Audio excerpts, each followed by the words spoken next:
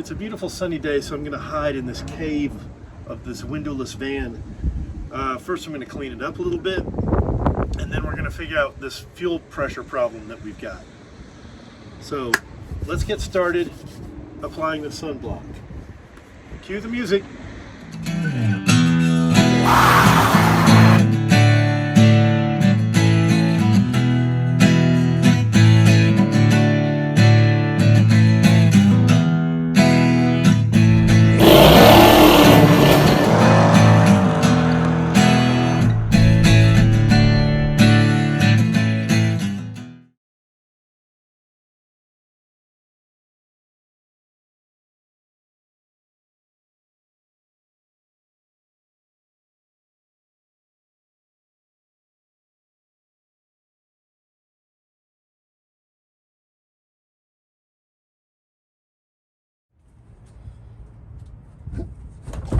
Much more nicer. Why a van? Plenty of room. Look how nice and clean everything is. Now we can go ahead and fix this fuel pressure problem. So let's figure out what's going on and why is it doing that? I don't know. It shows it right there. Fuel pressure, high error, meaning it's got too much fuel pressure, which is not something I expected to happen. Oil pressure is not connected to the computer, so it says low error, but that's because A, the engine is not running, and B, there's also no oil pressure sensor connected to the Terminator X. Now, if you followed along with the build, you'll know that I used the C5 Corvette style filter regulator combo deal, which is very common in these LS swaps. And since that's what regulates the fuel, I'm thinking that must be the problem. So we're going with another cheap one. This one was an Amazon purchase because it came with these little adapters. So who knows what brand it is. This is the O'Reilly's brand. It's the MicroGuard. It was $23. The GM one is like $180 or something. And that just seems ridiculous. So we're gonna try another cheap one. If this doesn't work, or if it works for a short time and then comes apart, we may either check the pressure on this pump or use a different system, go with something, a separate filter and a different bypass regulator that's designed for higher pressure. So we're going to try this, see what happens. Fuel pressure is looking okay at 67. It's at least right in range. And we'll just keep an eye on it. After a short drive, it's staying right at 68. So we'll see if it blows apart this regulator filter, we'll figure something else out. Now the fuel pressure is going from 69 to 70, which puts it in the red. It's been less than an hour and it's already at 73. I'm going to need to do something about this fuel regulator problem. This MicroGuard filter regulator, no luck, didn't do anything. It still built up too much pressure, so we're going to try one that was more expensive. Where's this water coming from? Anyway, we're going to try one that was more expensive. This one came from Holly. And it should be, it was like 60 something dollars. It's true, the MicroGuard one was like 20 something dollars. This one also has the AN fittings already on it. We're gonna try this, see what happens. Also, I got the temperature sender for an autometer temperature gauge. Let it fly wherever it wants to go. That's the best plan.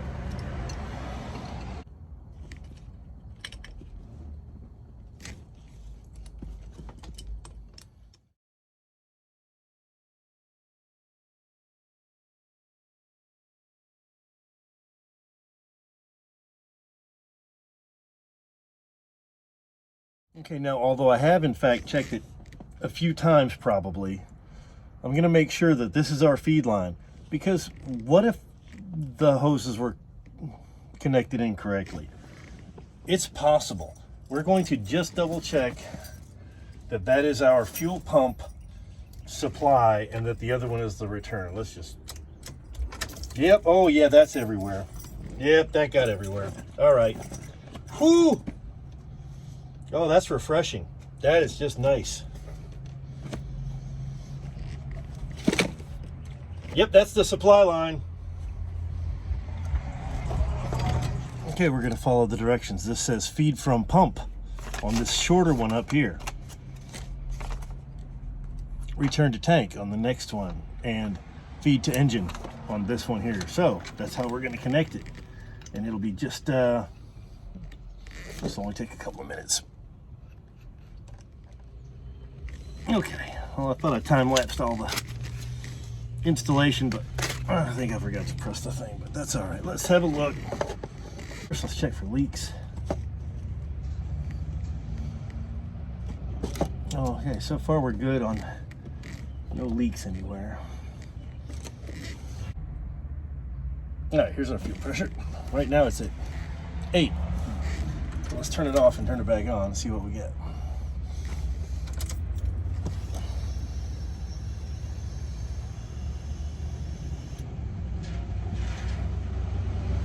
Ah, we're in range.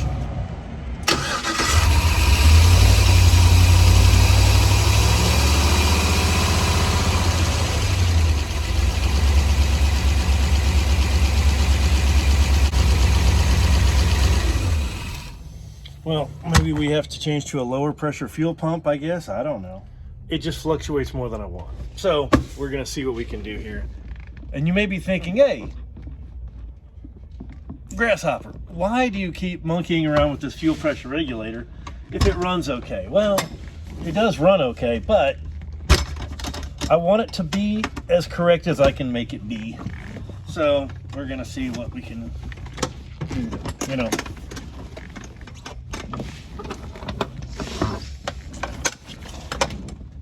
All right. Here's our regulator. It was working.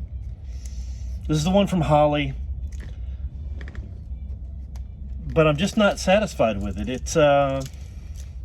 It fluctuates more than we want, so we're gonna swap it out. Let's do that.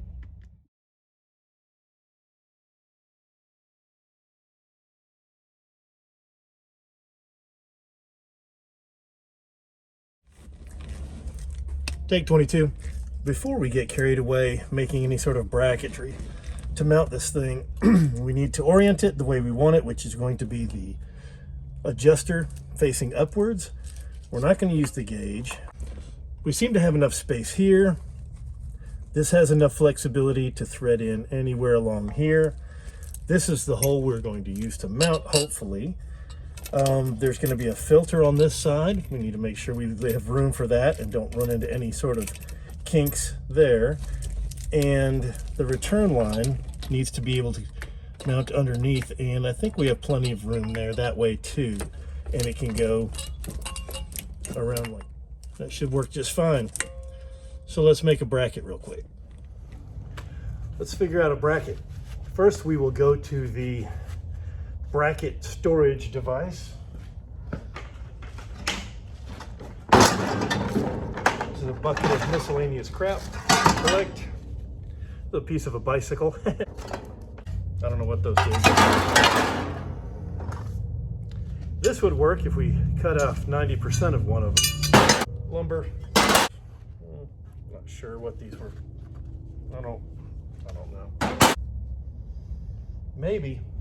That's a maybe.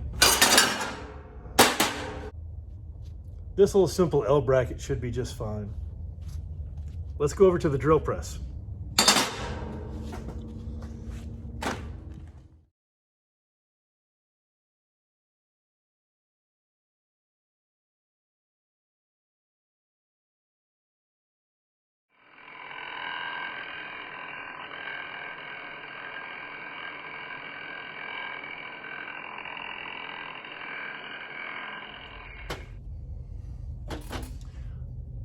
The Summit 40 bazillion micron fuel filter with replaceable elements, you can actually see through it. The filter element is at one end. So we're going to send the fuel through this way so it's got a large capacity for debris. I don't think it makes a huge difference.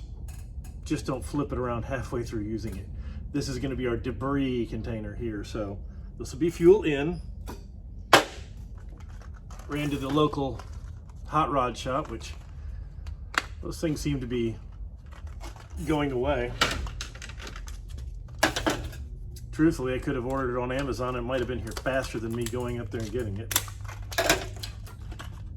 Anyway, because I needed this swivel AN6 to AN6 to connect the filter, which we're going to do this way, to the regulator. Now the regulator pretty clearly says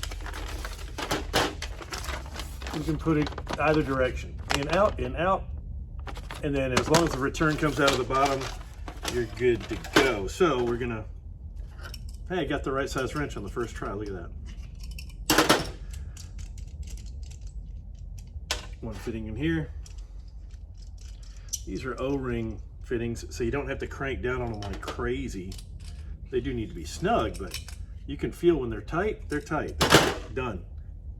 You don't have to go nuts on these. It's got to be your nuts.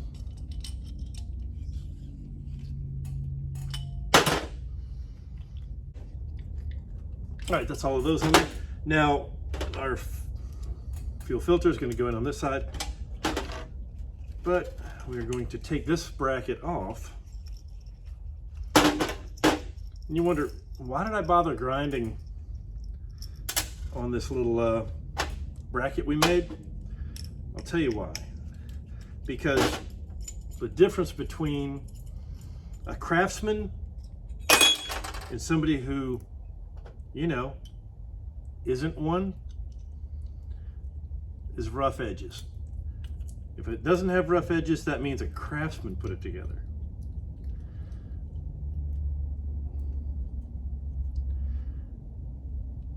Now you might also be wondering, why only one bolt?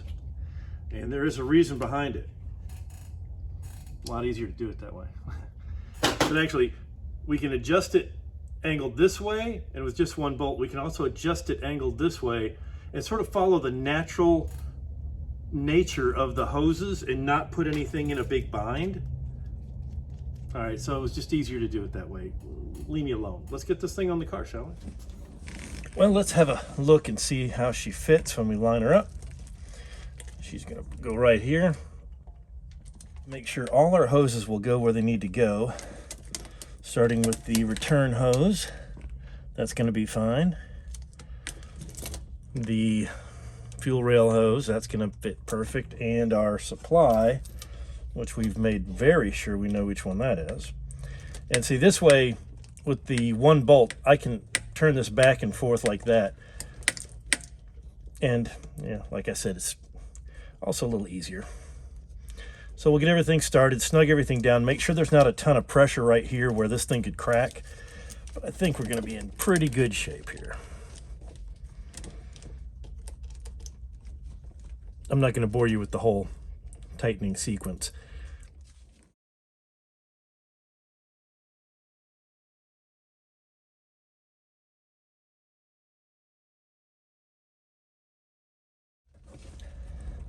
All right, we got her built on there, and it's got just enough movement here that it's not completely rigid, so nothing's gonna bind up. Now let's leak check it real quick. This is the part where I get fuel all over myself. Oh yeah, we got a leak. Where is it coming from? Oh. Apparently they did not seal this port that they put on for the pressure gauge. That sprayed gas everywhere. Okay. Whoo, still coming out. That's yeah, look at that. That's pleasant. Here, be sure not to wait for all the pressure to come out of it before you start fooling around with it. That's the best plan.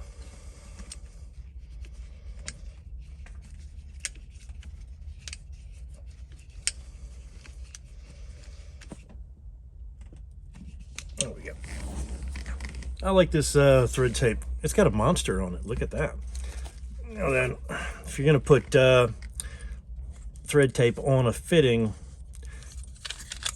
just go the direction of the threads. Righty, rappy, lefty. Anyway, just make sure it goes to where when you're screwing it in, it doesn't try to unravel the, you know what I'm saying.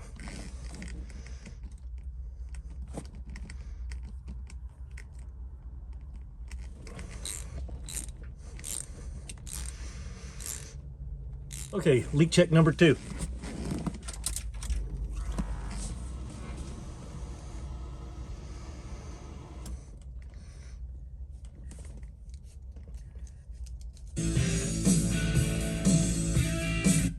Same CD has been in there for about 6 years, I think. All right, no leaks. Let's see what the, well, it says 14, 13, and falling, but that's because we had it on for a minute.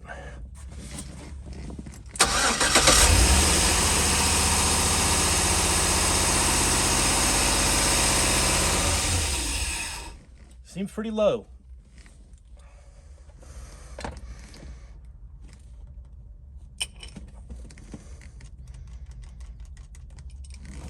You can see that while it's on.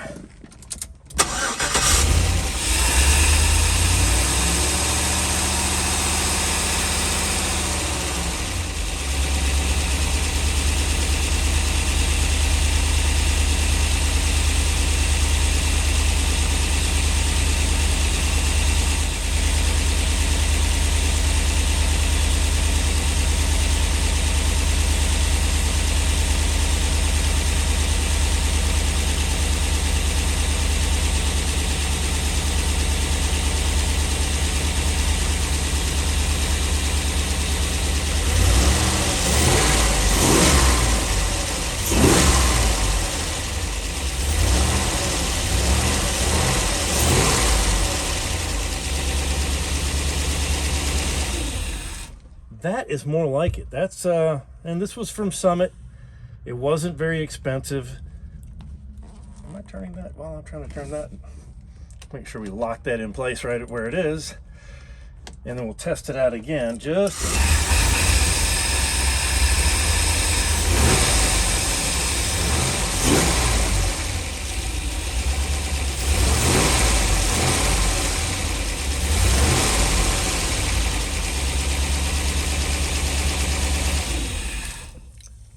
spring for a decent one. It was less than $100 for everything. I think spring for a decent one. Well, here we go, quite happily working into the night on this project. And this project is the temperature gauge. I got it from Autometer. This is the sending unit portion. And it comes with these little adapters and whatnot to put it in various applications. You got 3 different sizes built in, which is kind of nice. And then the wire connects here. It's just got a little temperature probe that goes into the cylinder head here. I mentioned it before, but come here, I'll show you what I'm talking about. Okay, that should be fine until I breathe on it. All right, this silver piece you see here is an adapter that goes from the metric threads in the block to the NPT threads on the gauge. So let's just crack this loose. No idea if you're going to be able to see this or not, but okay, so we're cracked loose. I don't know what this electronic sending unit is for, except maybe it's for an electric fan or